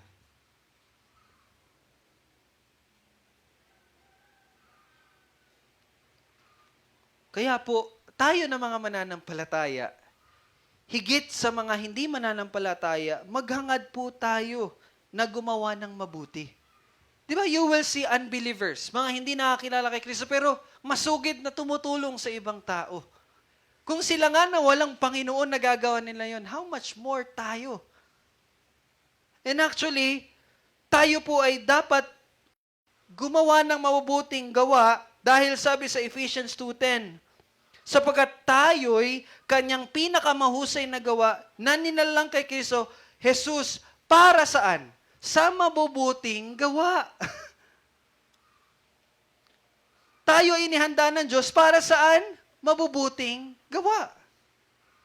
And in 2 Timothy 3:16-17, memorize nyo to, di po ba? Pero let me read it clearly. Ang lahat ng mga kasulatan ay kinasihan ng Diyos at mapagpapakinabangan sa pagtuturo, pagsaway, pagtutuwid, pagsasanay saan? Sa katuwiran. Pagsasanay saan? Sa katuwiran.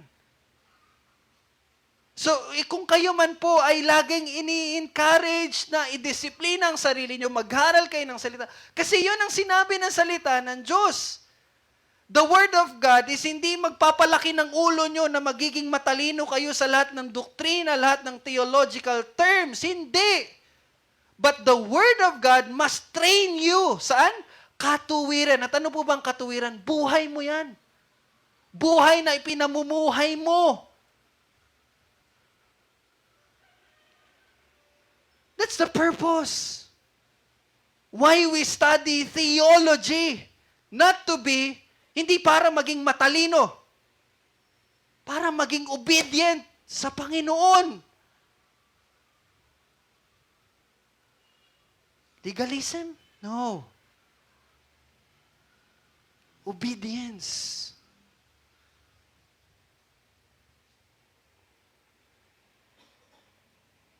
And sabi dyan, upang ang tao ng Diyos, kayo ay mga tao ng Diyos. Hindi ko po sinasabi na para maging tao kayo ng Diyos. Hindi.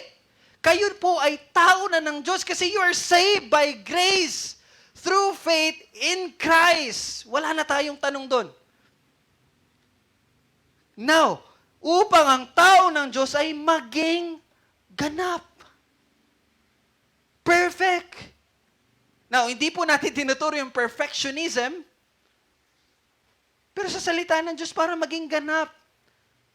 To become mature.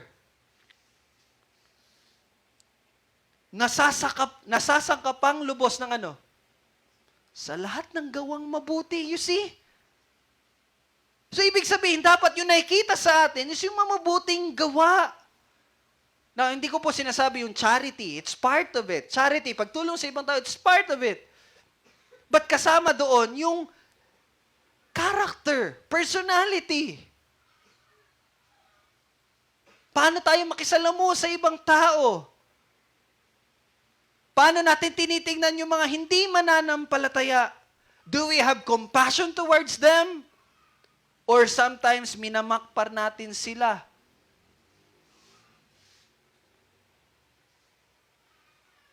Actually, mali po na ikaw na isang Kristiyano, makakita ka ng bakla, ayan, impyerno yan. Mali po yun. Ikaw na mananampalataya, you know that he is in sin, you must have compassion. Share the gospel. Hindi yung tayo pa yung ahatol sa kanila. Hindi ko po sinasabi, tolerate them. No. Mali yung ginagawa nila. That's why they need Christ. Kaya kailangan nila marinig ang ebanghelyo.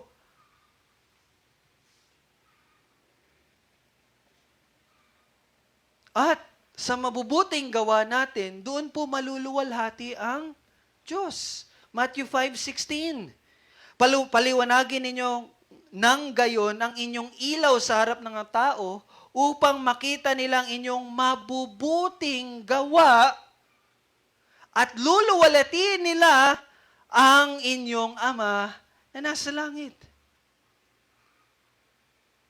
You see? That's why lagi tayong pinapaalalahanan at ini-encourage na maging maingat sa ating pamumuhay. Actually, that is maturity. Yes, alam po natin na wala na pong kasalanan or bagay na makakapaghiwalay sa atin sa habag at kaluwalhatian ng Diyos. Di po ba? Wala nang kasalanan. We are saved. Pero ibig sabihin ba nun, hahayaan na lang natin na ma-stumble yung iba na mga hindi pa nakakaalam ng katotohanan? That's why maturity is you adjust yourself para sa kapakanan nung tao na mahina pa ang pananampalataya.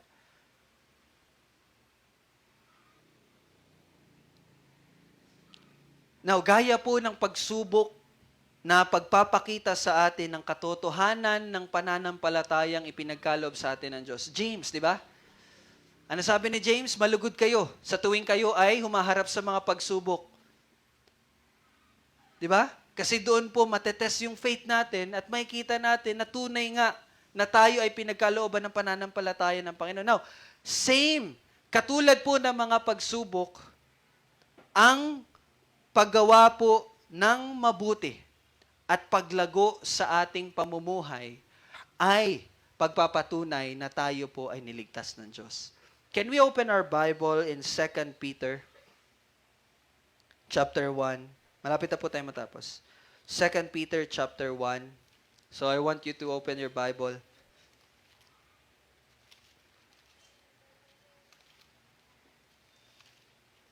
Nasa bandang huli po yan.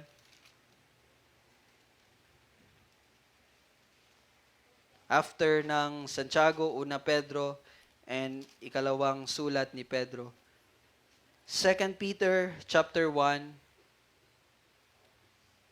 Basahin natin yung verse 3 hanggang 15. Sige, nandyan na po ba? Pakitulungan na lang po si Nanay Pearly, no? Para sabay-sabay nating mabasa. Sa bandang huli po, bandang huli na.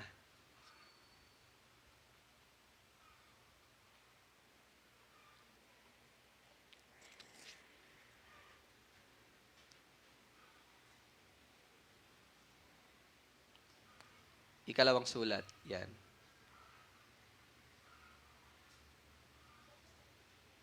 Ayan, thank you. Chapter 1. Okay? Verse 3. Okay na po si Lola? Nandyan na din po. Sige, basa na lang kay ano. Sige po. Basahin natin all together. Kahit hindi nyo sabihin, please follow. Ipinagkaloob sa atin ng kanyang banal na kapangyarihan ang lahat ng mga bagay na kailangan sa buhay at pagiging maka-Diyos. You see? If you live godly lives, that is gift of God. Sa pamagitan ng pagkakilala sa Kanya na tumatawag sa atin sa Kanyang sariling kaluwalhatian at kabutihan. So you see, nung nakilala natin ang Diyos, yun yung paraan upang tayo ay mamuhay sa pagiging maka-Diyos. And verse 4, gayon niya ipinagkaloob sa atin ang kanyang mahalaga at mga dakilang pangako upang sa pamagitan ng mga ito ay makatakas kayo sa kabulukang nasa sanlibutan dahil sa masasamang pagnasa. So the gift of eternal life, the hope na ibinigay sa atin. At maging kabahagi kayo sa likas ng Diyos. Anong sinasabi dito? Maging kabahagi kayo sa likas ng Diyos. Ibig sabihin, ma-reflect ninyo yung katangian ng Panginoon na makita din sa atin, na ma-impart, kumbaga mabahagian tayo ng mga katangian ng Diyos. Kaya ano yung application na sinabi ni Pedro? Verse 5, at dahil dito, Gawin ninyo ang lahat ng inyong makakaya. Memory verse, di ba? Gawin ninyo ang lahat ng inyong makakaya, mga kapatid. Yes, the Spirit, the Holy Spirit is nasa sa atin, pero minarapat ng Panginoon at isang tunay na resulta ng kanyang pagkilos ng Espiritu sa ating mga buhay na tayo ay umano na gumawa sa lahat ng ating makakaya, natustusan ang ating pananampalataya ng ano? Kabutihan. Behavior. Behavior. Kabutihan. Ang kabutihan ng kaalaman. Kasi dapat yung behavior natin, yung pamumuhay natin, is nakabase sa katotohanan ng salita ng Diyos. Kaya, ang kabutihan ng kaalaman. And kung may kaalaman ka na ulit, ang kaalaman ng pagpipigil, self-discipline, self-control. Ang pagpipigil ng pagtitiis. Ibig sabihin, pananatili, endurance. No? Ang pagtitiis ng pagiging maka-Diyos. And hindi nagtatapos dyan. No, baka isipin natin, okay na, I'm living a godly life. No, tustusan mo ang iyong pagiging maka-Diyos ng ano? Pagmamahal sa kapatid. You see?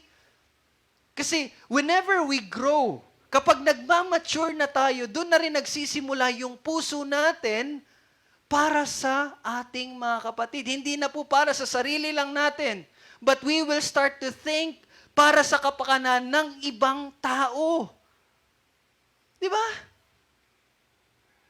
Kasi ano ka na nagmamature ka na So, ang pagiging maka-Diyos ng pagmamahal sa kapatid at ang pagmamahal sa kapatid ng pag-ibig. Sapagkat kung ang mga bagay na ito ay nasa inyo at dumarami, hindi kayo magiging mga walang saysay o mga walang bunga sa pagkakilala sa ating Panginoong Jesucristo. Now, this is what you have to understand. Kayo na nakakilala na sa Panginoon, minsan, meron din talagang time na namumuhay tayo ng walang saysay.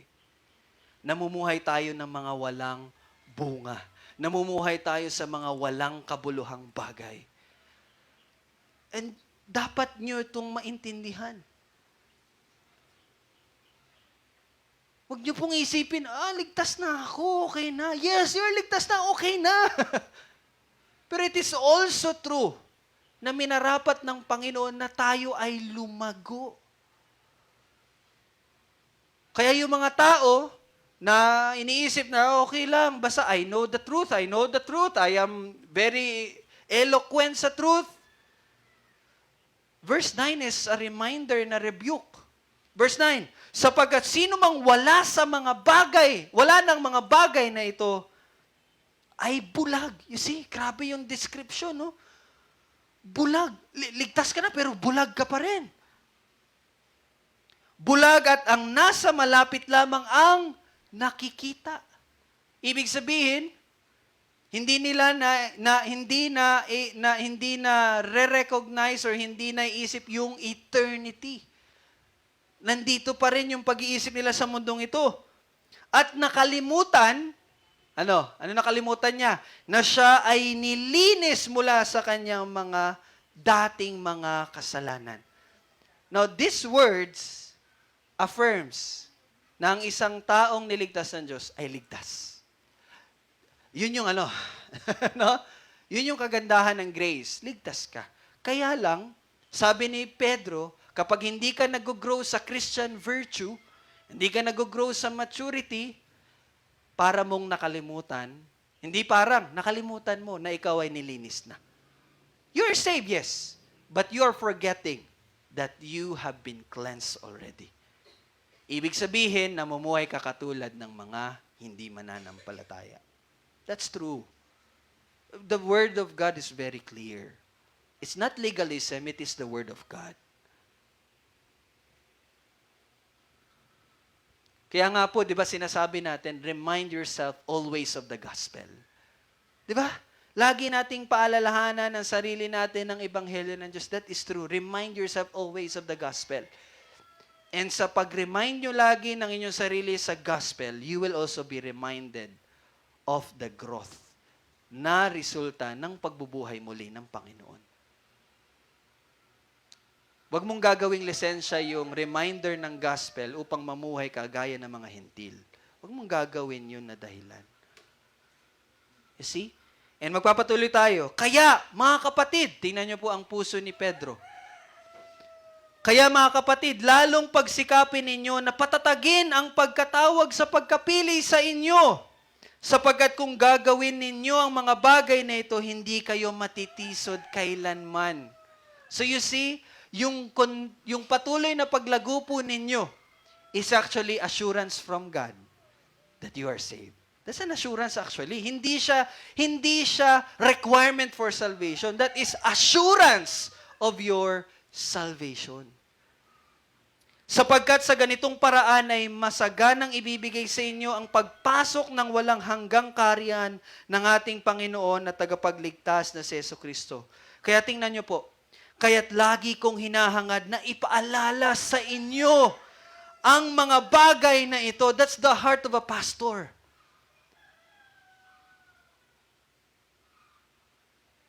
That's the heart of a pastor. To always remind of the people of God, of the things of God. Bagamat inyong nalalaman na at kayo'y pinapatibay sa katotohanang dumating sa inyo, inaalala kong tama na habang ako'y nasa toldang ito, habang buhay pa daw si Pedro, ay gisingin ko kayo sa isang paalala. Yamang aking nalalaman na malapit ng aking pag-alis ng aking tolda na gaya ng ipinakita sa akin ng Panginoon nating Jesucristo. Malapit na siya mamatay. At sisikapin ko rin ng pagkatapos ng aking pagpanaw ay inyong maalala ang mga bagay na ito sa anumang panahon. You see, yun yung laging paalala ni Pedro sa mga mananampalataya. Now, do you know what's the good thing about Peter's letter? Si Pablo, mga letters niya specific, mga Korinto, taga-Galacia, taga-Efeso. But ang letters ni Paul is for the general believers. Ni Pedro pala. See? So huwag niyong ilagay, pero ito ay paalala, huwag nating ilagay ang ating kasiguraduhan sa mga bagay na ginagawa natin. Still, it's not the way for salvation. Kaya nga, di ba? Dahil ito'y hindi nakakaligtas sa atin. Hindi yun ang makakaligtas sa atin. Okay? Hindi yun ang makakaligtas sa atin. Yung mga sinabi ko po kanina, hindi yun ang makakaligtas sa atin. Tanging ang ginawa lamang ni Jesus ang ating kasiguraduhan. Kaya, nararapat na marinig ni Cornelio. You see? Cornelio is a pious man. He is a pious man. Ano yung sabihin ng pious man? Masipag sa kabanalan. Ngunit, hindi yun ang makakaligtas sa kanya. Kaya't nararapat na marinig ni Cornelio kasama ang kanyang sambahayan ang ebanghelyo ng Panginoong Jesus. Kaya yun po nangyari sa verse 5 to 7. Balik tayo sa Acts 10. Malapit na po tayo. Acts 10, 5 to 7. Ngayoy magsugo ka sa mga tao sa Joppa at ipatawag mo ang isang Simon na tinatawag ni Pedro. You see, the Lord is directing Cornelio, pumunta ka sa Joppa. Puntahan mo si Simon na nagangalang Pedro. Siya'y nanunuluyan kay Simon, isang tagapagluto ng balat na ang bahay ay nasa tabi ng dagat.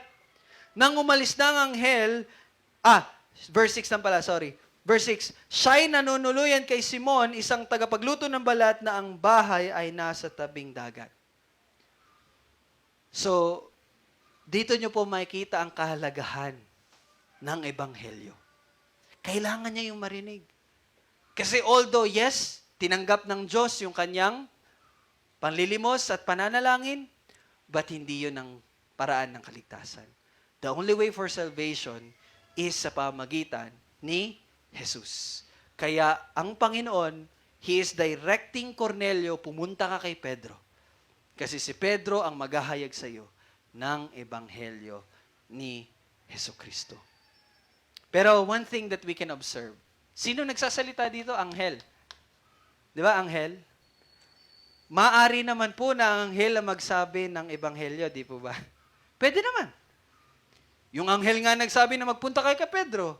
Pero bakit hindi direkta or hindi ang anghel na lang nagsabi kay Cornelio, Cornelio, para maligtas ka, ito ang ginawa ng Diyos, pinadala niya ang kanyang tanging anak na si Jesus. Bakit hindi ang anghel? Pwede naman, di ba?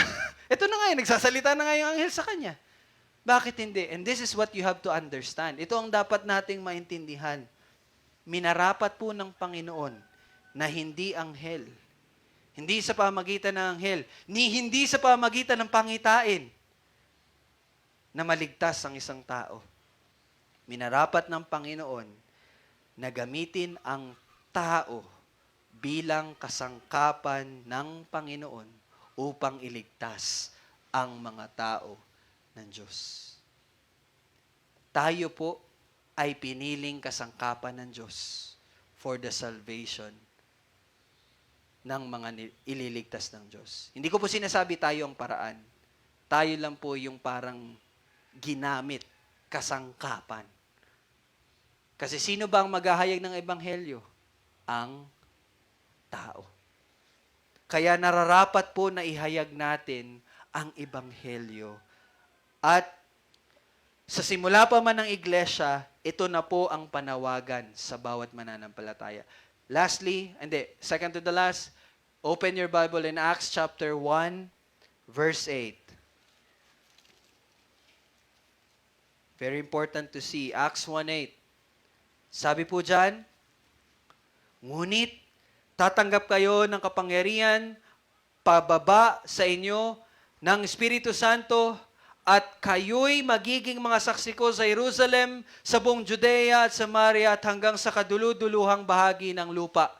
Now, yung nabasa po natin from Acts chapter 2 hanggang Acts chapter 10 na tayo, nakita natin yung pagtupad ng Diyos sa kanyang pangako at sa kanyang sinabi. Nakita natin yung pagtupad ng ebanghelyo ay naihayag sa Jerusalem, naihayag na sa buong Judea, nahayag na to sa buong Samaria, at ngayon, tayo ay nasa door, nasa pintuan na tayo para sa paghahayag ng ebanghelyo, para sa kaduluduluhang bahagi ng lupa. You see, the Lord is fulfilling His will. But you have to understand also na sinabi niya, kayo ay magiging saksi ko. Ibig sabihin, ginagawa niya ito, sinasakatuparan niya yung kalooban niya at ginagamit niya na kasangkapan ang mga tao. To be specific, ang mga mananampalataya. And at this time, yung mga apostol. You see?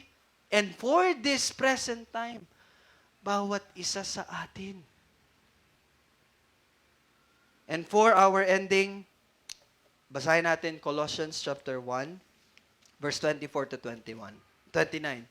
Colossus, pagkatapos ng Filipos. Colossus chapter 1, verse 24 to 29. Nasa bandang huli po yan. Pakitulungan na lang po na yung mga iba nating kasamahan. Colossians chapter 1, 24 to 29.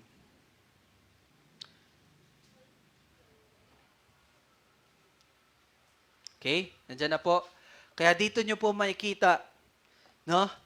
Yung puso ni Pablo. And ganito din po ang dapat puso na magkayroon po ang bawat isa sa atin. Basahin natin verse 24. Ngayoy nagagalak ako sa aking mga pagtitiis, alang-alang sa inyo. By the way, sino yung inyo dito? Mga taga-Colosas. Yung mga taga-Colosas po ay mga hentil. Sila po ay mga hentil kagaya natin. Anong sabi ni Pablo? Nagagalak ako sa aking pagtitiis, alang-alang sa inyo. And patuloy tayo. At sa aking laman ay pinupunan ko ang kakulangan sa mga paghihirap ni Kristo, alang-alang sa kanyang katawan na siyang iglesia. Okay? And verse 25, ako'y naging ministro nito ayon sa katungkulang ipinagkatiwala ng Diyos sa akin para sa inyo, upang lubos na may pahayag ang salita ng Diyos, ang hiwaga na nakatago sa lahat ng mga panahon at mga salinlahi, ngunit ngayon ipinahayag sa kanyang mga banal. Now, ano po yung nakatago sa lahat ng panahon, ng maraming panahon. Alam niyo po yung nakatago doon? Ang nakatago po ay ang Kristo. Si Jesus na siyang Kristo for many, many thousands of years, nakatago po si Jesus na siyang Kristo. And it was revealed nung dumating na ang tanging anak ng Diyos. Yun po yung nakatago, yung hiwaga, yung kaligtasan kay Jesus. Pero anong sabi dyan? Verse 26, ngunit ngayon ipinahayag sa kanyang mga banal. Sino po yung mga kanyang banal dito? Ito po yung mga apostol.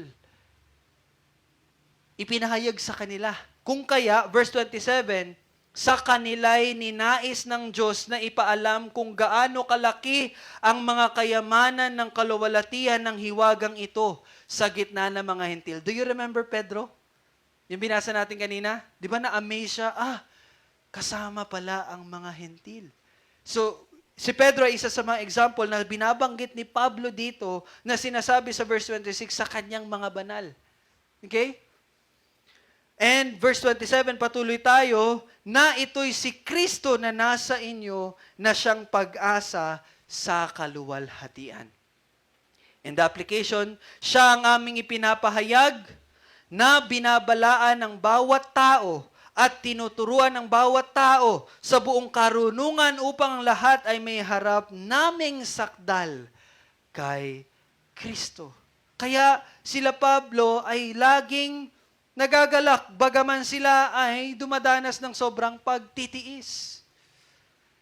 And what is their desire? Upang may harap ang bawat isa na sakdal kay Kristo. Dahil dito'y nagpapagal din naman ako at nagsisikap ngayon ayon sa kanyang paggawa na gumagawa sa akin na may kapangyarihan. So you see, naging relax po ba sila Pablo? Hindi. But sila ay nagpapagal. At nagsisikap. Bakit po sila nagsisikap? Dahil ang Diyos ay kumikilos sa kanila. Ang Diyos ang gumagawa sa kanila. You see?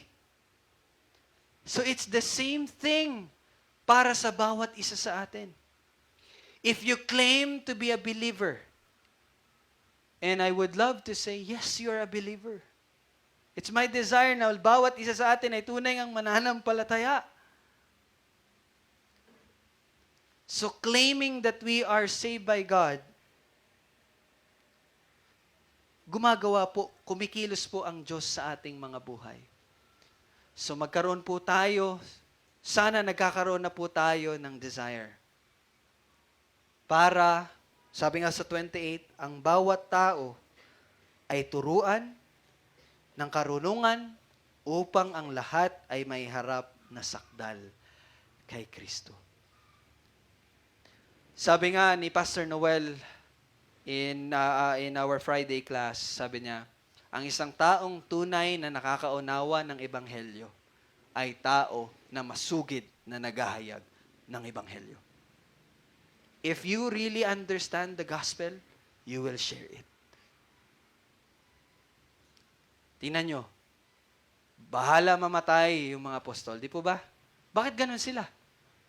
Kasi they really understood the gospel.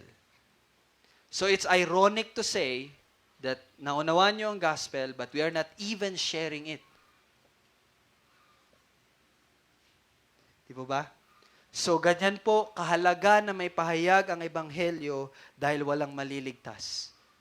Hindi maliligtas ang isang tao kung hindi niya naririnig, naunawaan at tinatanggap ang ebanghelyo ni Kristo. That's why ang Panginoon ay kumilos talaga. Na marinig nila Cornelio at mabuksan sa mga hentil ang ebanghelyo ni Kristo. Kasi yon ang kapangyarihan ng Diyos upang iligtas ang bawat mananampalataya. So it's a challenge for all of us. Actually, hindi challenge. It's our life. Buhay natin na saksi, maging saksi ng Panginoong Jesus. That's our life. Di po ba? Di po ba? So we see the fruits. Stephanie, Mendez family. I mean, when it comes sa pag-share sa labas. Yung iba kasi, dahil kilala, na-invite. Di po ba? So, we see the fruits po talaga. Okay? So, dito po tayo magtatapos sa salita ng ating Panginoon. So, let us pray as we end.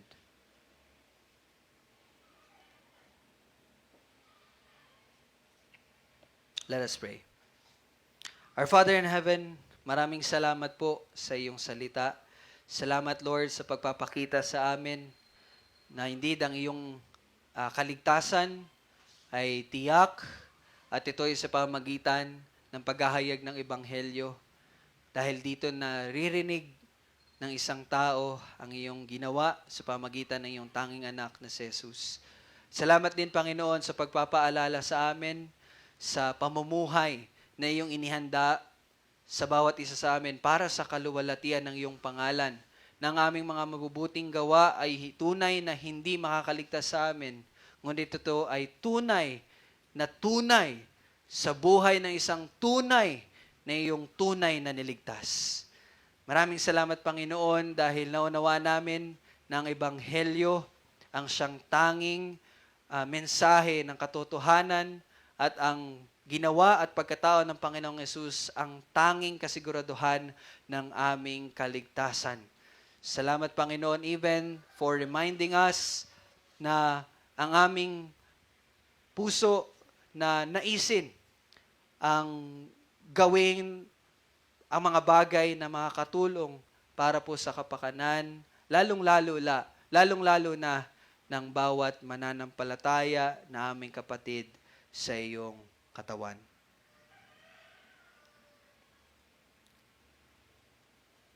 Sapagkat tayo'y hindi tinalaga ng Diyos sa galit, kundi sa pagtamo ng kaligtasan sa pamagitan ng ating Panginoong Hesukristo, na namatay dahil sa atin upang tayo, maging gising o tulog man, ay mabuhay tayong kasama niya. Dahil dito, pasiglahin ninyo ang isa't isa at patibayin ang isa't isa gaya ng inyong ginagawa. Subalit, hinihiling namin sa inyo, mga kapatid, na inyong igalang ang mga nagpapagal sa inyo at namumuno sa inyo sa Panginoon at nagtuturo sa inyo. At lubos ninyo silang igalang na may pag-ibig dahil sa kanilang gawain. Magkaroon kayo ng kapayapaan sa isa't isa.